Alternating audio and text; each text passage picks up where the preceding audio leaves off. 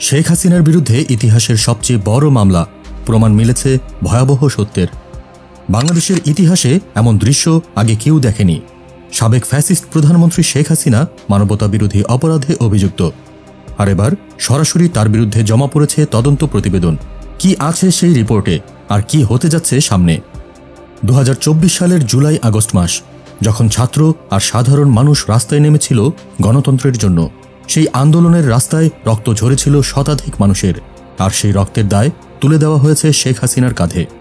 আন্তর্জাতিক অপরাধ ট্রাইব্যুনালে দাখিল হওয়া প্রতিবেদনে বলা হয়েছে, শেখ হাসিনা নিজেই আন্দোলনকারীদের দমন করতে পূর্ণ নির্মূলের নির্দেশ দিয়েছিলেন।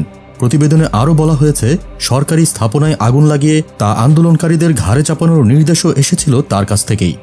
এমনকি টেলিফোনে কথোপকথনের রেকর্ডিং, গোপন ডকুমেন্ট সবই এখন আন্তর্জাতিক তদন্তকারীদের হাতে। এই মামলায় শেখ হাসিনার পাশাপাশি রয়েছে আরও 2 হেভিওয়েট নাম, সাবেক স্বরাষ্ট্রমন্ত্রী আসাদুজ্জামান খান কামাল এবং সাবেক পুলিশ প্রধান চৌধুরী আবদুল্লাহ আল মামুন। 3 জনের বিরুদ্ধেই আনুষ্ঠানিকভাবে আনা হয়েছে মানবতা বিরোধী অপরাধের অভিযোগ।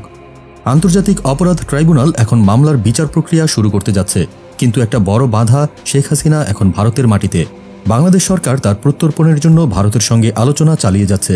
তবে এটাই কি হবে ইতিহাসের সবচেয়ে নাটকীয় গ্রেপ্তার? এই মামলার ভবিষ্যৎ শুধু শেখ হাসিনার নয়, বরং আওয়ামী লীগের ভবিষ্যৎও নির্ধারণ করবে। এটি বাংলাদেশের রাজনীতির গতিপথ এবং আমাদের গণতন্ত্রের দিক নির্দেশনার প্রশ্ন। এই ঘটনা শুধু একটি মামলার নয়, এটি একটি সময়ের বিচারের দাবি। এটি সেই মানুষগুলোর প্রশ্ন যারা প্রাণ দিয়েছিল পরিবর্তনের স্বপ্নে। আপনাদের জন্য আমরা আছি এই ঐতিহাসিক অধ্যায়ের প্রতিটি মুহূর্তের সাক্ষী হতে। সাবস্ক্রাইব করে সঙ্গে থাকুন দেশজগৎ নিউজের। সত্য যখন প্রকাশ পায়, ইতিহাস তখন লেখে নতুন গল্প।